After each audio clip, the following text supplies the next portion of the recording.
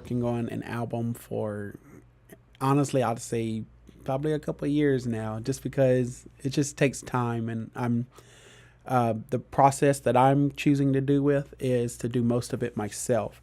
Um, the main reason is I enjoy producing, I enjoy learning, I enjoy just spending time figuring this thing out, because I feel like this is something that I am passionate about. And, I've taken the journey. I've gone to schooling. I'm still in schooling right now for music production and digital audio workstation classes, survey recording technology. I'm about to enter in audio engineering as well. So just things that are gonna kind of help me along the road, and other people, allow me to help other people, let their vision come to pass, see their vision come to pass. So this is one song here.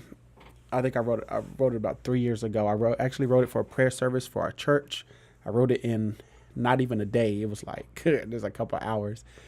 And it's just kind of stuck ever since. And we've had good congregation response from the song. It's called Deeper.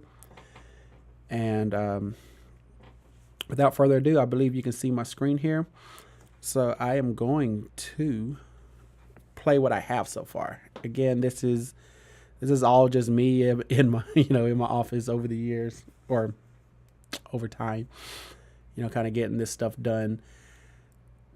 Still very far away from being done, but I just want to let you see the process of creating a song, of overdubbing, things of that sort. I generally do it all here in my office at Trinity Church. Or sometimes I'll go into the sanctuary to record something, or drums, things of that sort, which this song needs because I don't have it yet. But here we go. So I'll just play what we have. Try not to talk too much during it.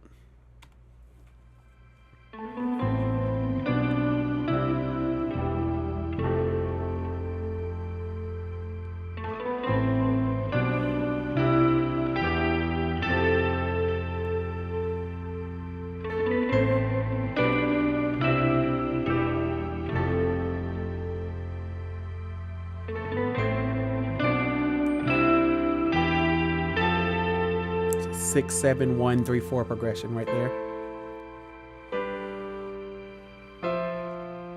6, 5, 4.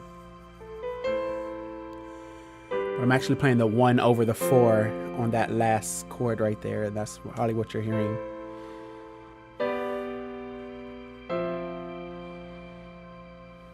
The song is in the key of C.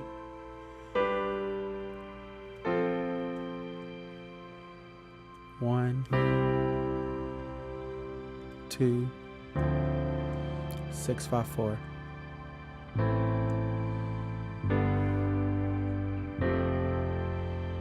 It repeats that again.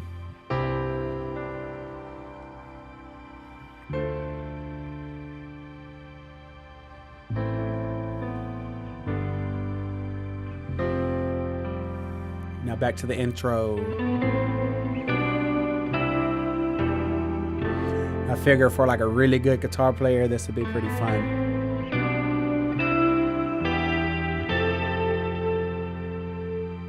Verse 2.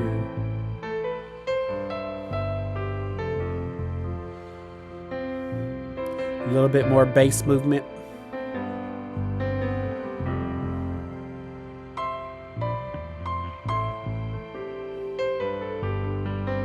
I should probably find a better bass player than me to play that. But, I work with what I got for now. I can overdub almost anything. Back to the chorus here. And the singers, the background vocals are going to be in full parts.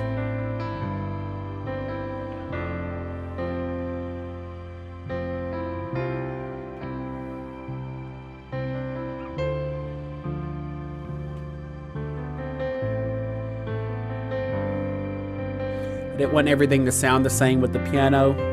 I still think I'm doing too much on the piano, but I really need to hear how everything else comes along in the song before I start, taking too much away.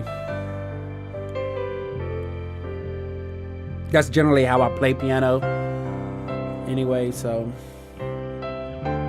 maybe it'll just be my touch. But it'll be the correct way in the mix by the time it's all said and done, as far as mix placement.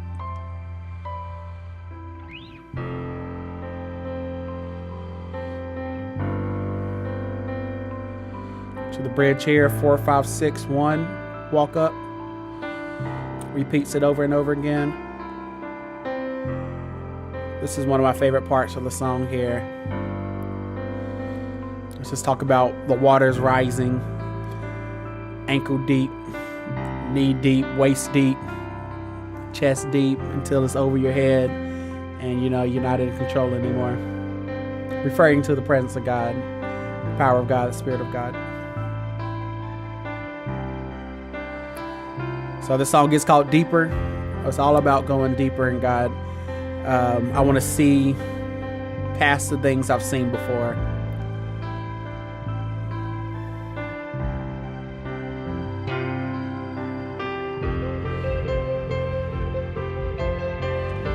So see, I've added more synth in here. Honestly, I need more synth. I wish I had programs like Omnisphere or anything like that, but I just have to play around, audition a bunch of sounds on some of the plugins that I do have. But I want it to be even kind of more submerged in like this paddy synth feeling. The song is called Deeper, having to do with water, so I don't know, maybe there's a good water sound I can use, I don't know. But I don't want to be cheesy.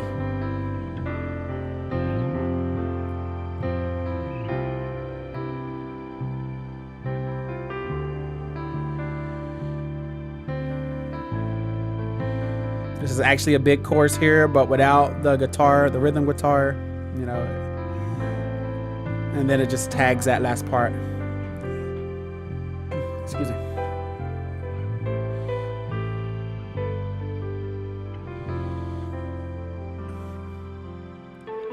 Back to the intro.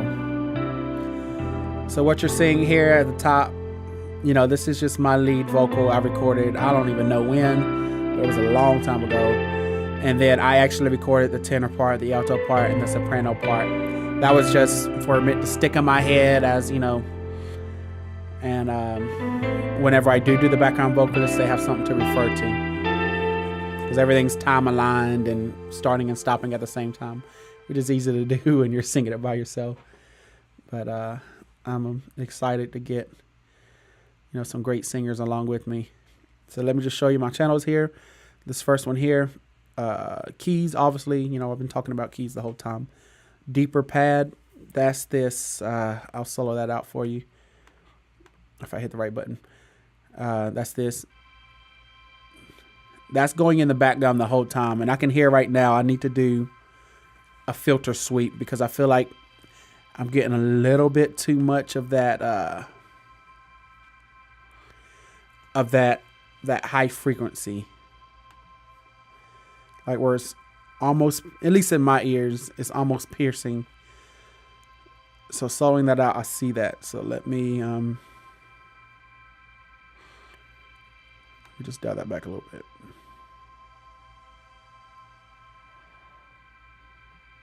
Just gonna dial it back 1 for now. That actually did help a lot, just that 1. But I don't want it too much because I don't want it to sound muffled. And if you can see, I have the volume down so low, like, almost minus 35 dB.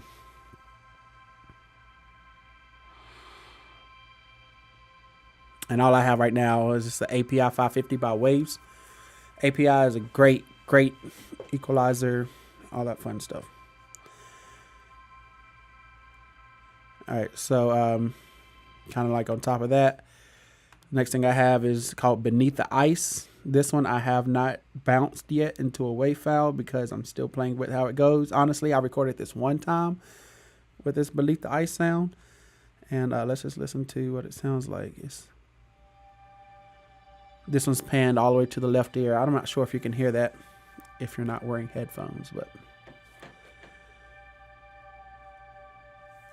so this is nice. I really like this sound. Like, I feel like I could even fatten this one up more if I wanted to. Actually, let me not do that yet. I need to really pay attention to how it sits in the mix before I start messing with these frequency bands, ranges.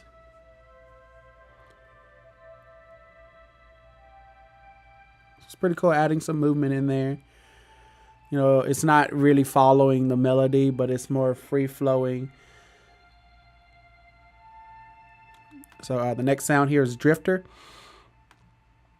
I actually did this one the other day, or I don't know whenever you're watching this, but here we go, drifter.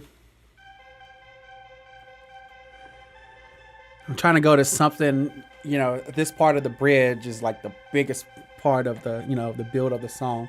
So I just need something almost kind of percussive, but synthy at the same time that just kind of lifts it up. I think I heard a boo-boo. Did I just hear a boo-boo? Aha! You see it?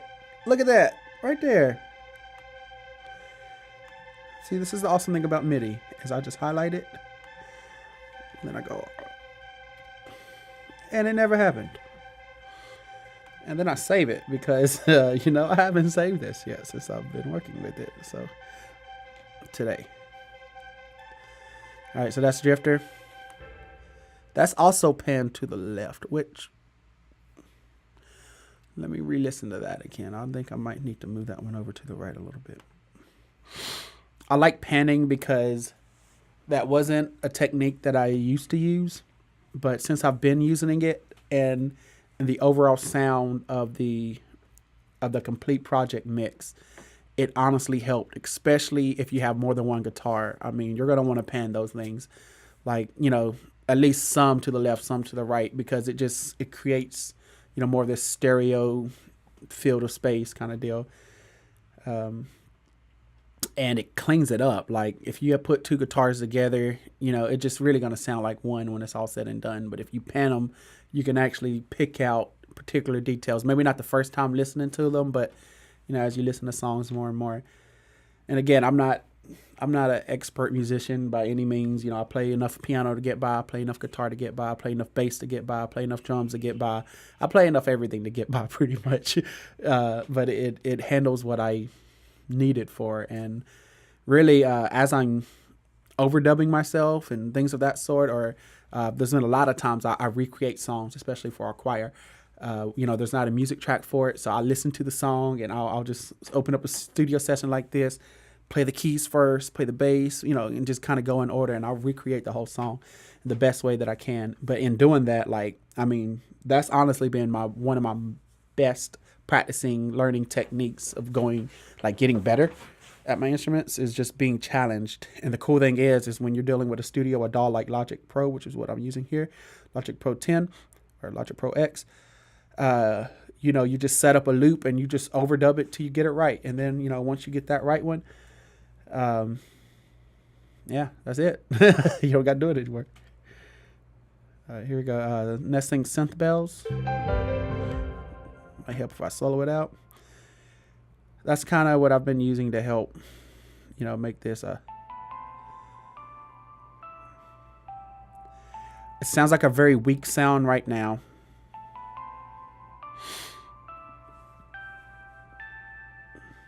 But it's probably because of what I'm doing here, but I can fatten it up a bit. I love this EQ. I love the analyzer. You can really see what's happening. Like I can tell you right there, that hurts my ears. So what I want to do is I'm going to find that little spot again. You see it. You see where it's, you know, going to town right there. I don't want to take too much away because I don't want to lose that, you know, high-end bell.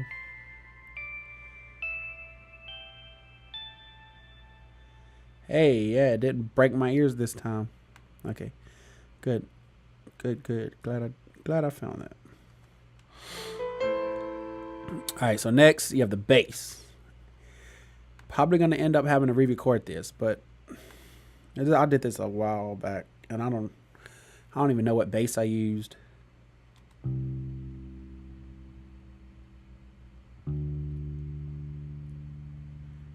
Don't judge me for my pitch correction. There was one part of the song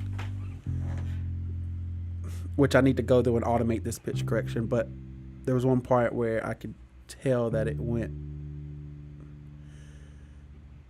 just went a little, It just wasn't right. It just went out of tune a little bit. Just a little bit, but enough for me to notice, and that bugs me because if you don't fix things in your mix, they're not going to magically get better unless you actually fix it. So I've learned over the years, just fix it. you know how hard it might be. You just got to fix it, because the more you listen to it, the more it's going to upset you that you didn't fix it. Again, I'm not an expert bass player, but I mean that does what I need it to. So that's the bass right there. I have it ran through just, I don't know, whatever that emulator is. I don't know.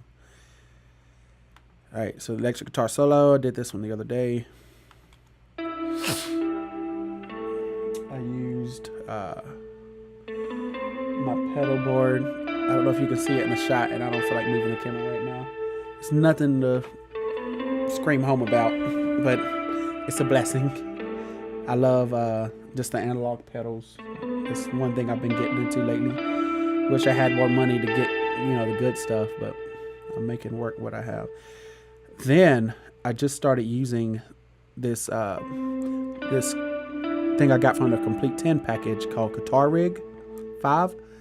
And when I say it'll take any guitar and make it sound amazing, yes, it will. So, I mean, if I were to mute that Guitar Rig,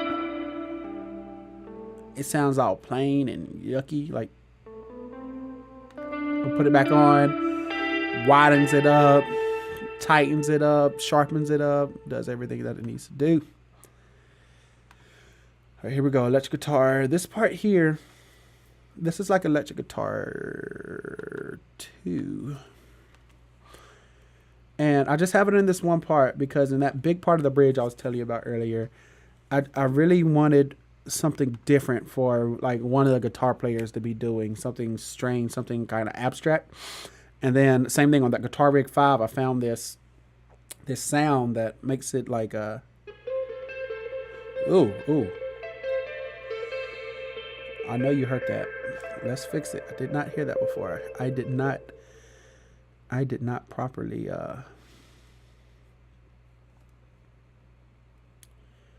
trim this thing up. I'm gonna dissect it. So what I'm actually doing, I'm gonna put a little bit of fade right there because that came in really hard. What's happening here?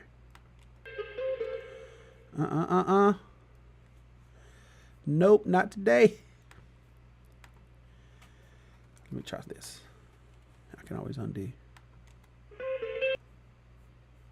It's just gonna have to happen like that. I don't know what happened before, but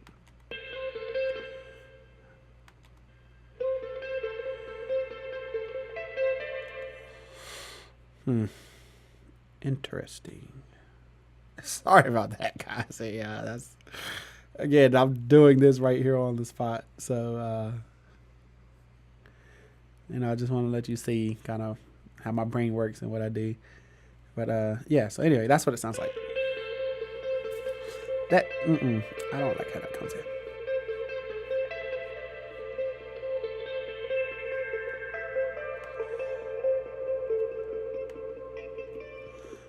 So there's all kinds of weird effects going on that guitar. It's so far washed in the background, you're not really going to hear any of the little small imperfections. Let me fix this fade in.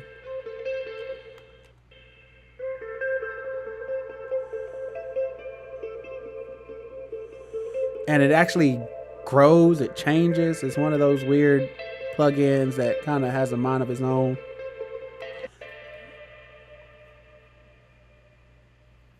Nice. I love the tail on that thing. So that's the guitar going in there. You probably didn't even hear it really when we were listening to it the first time.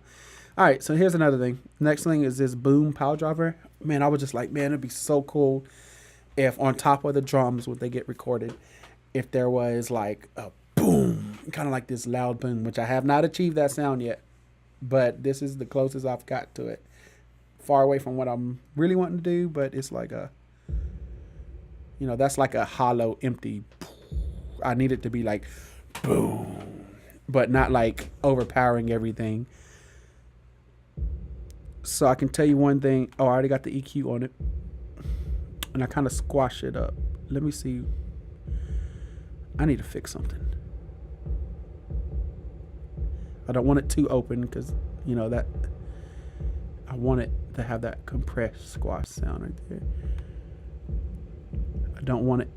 See when I open that up, you hear what's happening? I don't like that sound, so that's why I took that out. So I don't have a lot to play with frequency right now. Woo! Oh, getting closer. I'm gonna just leave that like that. I'm gonna just leave that like that for now. Yeah, but that's just gonna really help take that song. When you get all the singers in there, you get everything, the drums going crazy, building up, just kind of flowing with the spirit, all that fun stuff. It's gonna be a great part of the song. All right, so then my next channels, which have nothing on them yet because I have not went out there and recorded, but all I did was, I created and I routed the drums in our drum cage. We have a Scarlett a Scarlett 1820i, 18 in, 20 out, or something like that. And that's what we use for drum tracking because, you can you can stick all 8 mics in there, record them all at the same time instead of, trying to do this one by one kind of deal. So I didn't worry about doing the hi-hat on this one, so I just got kick, doom, doom, doom, got snare, crackles, tom 1, tom 2, tom 3, because I do want there to be some tom work on this song. That sounds really good. And then I just did the overhead left, overhead right, which is going to help capture those toms, help capture that hi-hat, and just the overall sound of the kit. And the cymbals, obviously. Excuse me. So I got to get a drummer that has good cymbals because, the ones we have at the church have been played on a lot. And those little junkers are expensive. Drummers, you know what I'm talking about. All right, cool. So let's do this. Let's just go back to the beginning.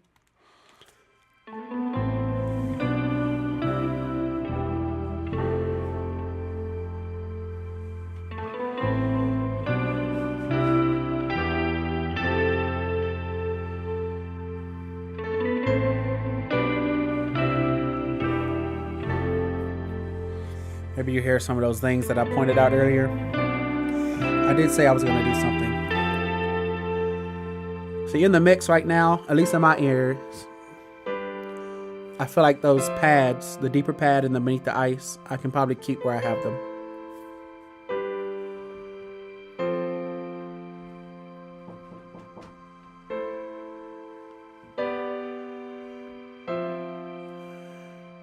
This drifter right here is not supposed to be panned to the left. I wonder why that happens.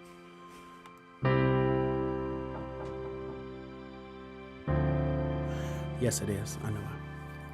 I did have an effect that moved it from left ear to right ear, but I took it off.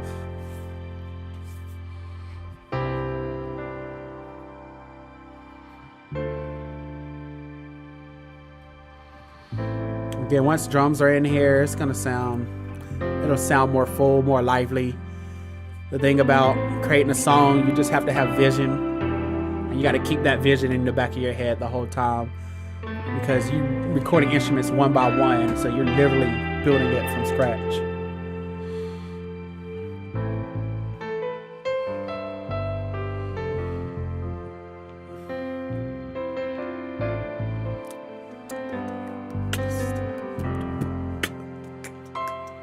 I don't know. Drummers, yeah, I need a drummer who has a wider mind than I do when it comes to drums.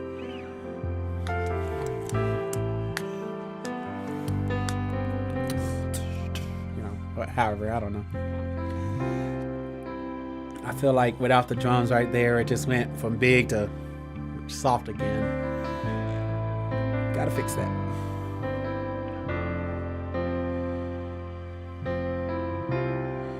You probably don't even know the lyrics to this song yet. But you know what? I'm not gonna share them. Not yet. we'll get there. Hopefully, I'll get the opportunity after the singers get here and do all that fun stuff to work on those with you.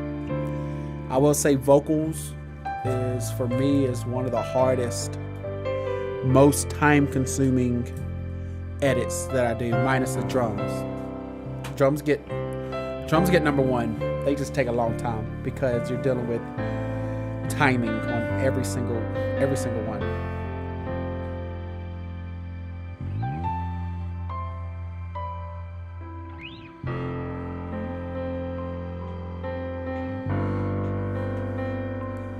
Those synth bells in the background here.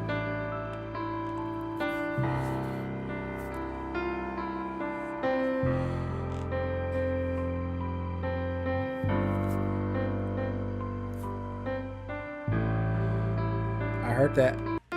Sorry, gotta fix it. So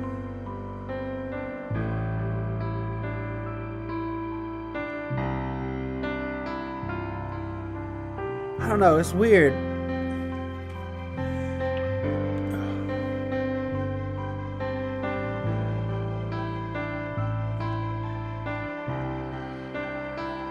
I can't remember if that was the piano or the bells yet.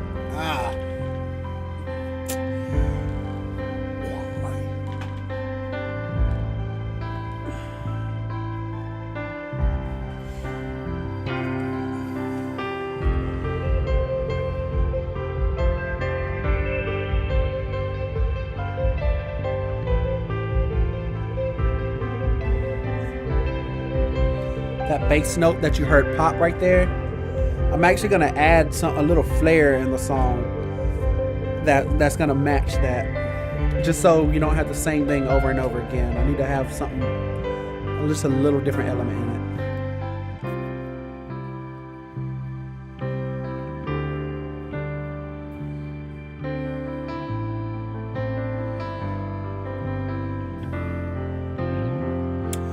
So as you saw me messing with like frequencies and boosting things of that sort, you see here over on my stereo out, my master fader here, that I have peaked 0.3 above. So that is not good. I really wish there was some sort of indicator on, like maybe even on the screen here, that if it peaks at any point, like it might show like just a really thin red line or a red mark.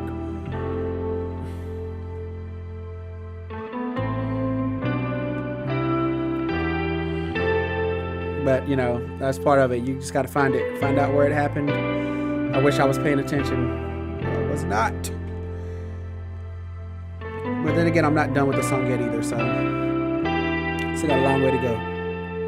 But I would have to fix that. My guess is that happened, this peak happened probably around here, because I have a lot going on.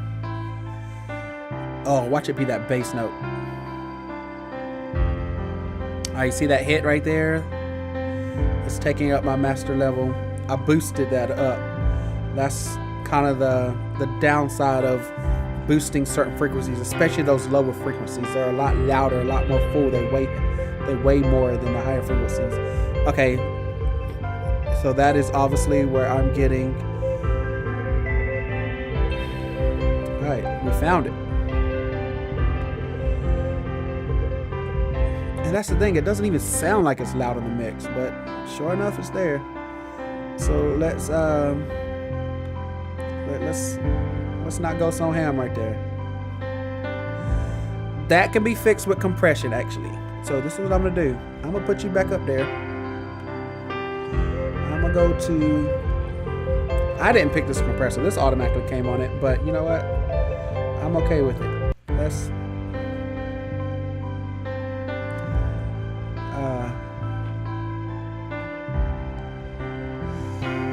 just fix it.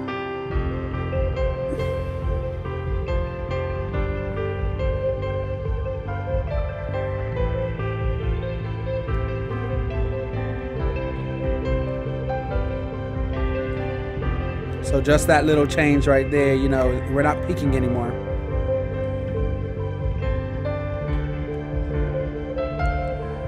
Let's see what I can do.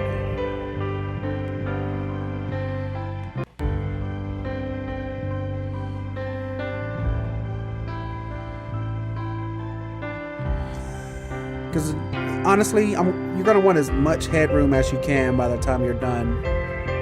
So I'm already sitting higher in the mix than I ever would want to be at this process of the song, and that just comes from me recording some of these things such a long time ago before I learned what I've learned in school and just research.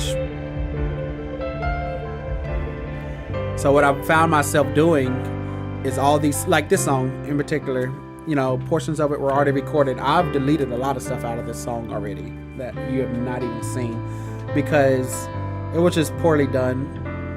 At the time, it worked for me, but as I'm learning more and as I'm gaining more knowledge on, how to do this, how to produce, how to create, how to engineer things of this sort, I've done a lot of things very wrong. So like places like YouTube is a great resource. Probably the best resource because there's just such vast knowledge. But there's something that you do not get from YouTube that you do get by going to school. And that is just, first of all, you just gain a greater commitment to it because you're putting money into it, things of that sort. You're traveling back and forth. But man, you get hopefully these awesome professors who you literally can just pick their brains the entire class. And that's what I've done. And that has helped out so much. So much. So cool. Good deal. So I'm not sure how long I've been, but I just want to thank you if you have tuned into this video. This is the first one I've ever done like this. I've been learning how to use OBS Studio, how to make it work with my equipment. I have this microphone here. It has this little wind guard on it. I'll take it off.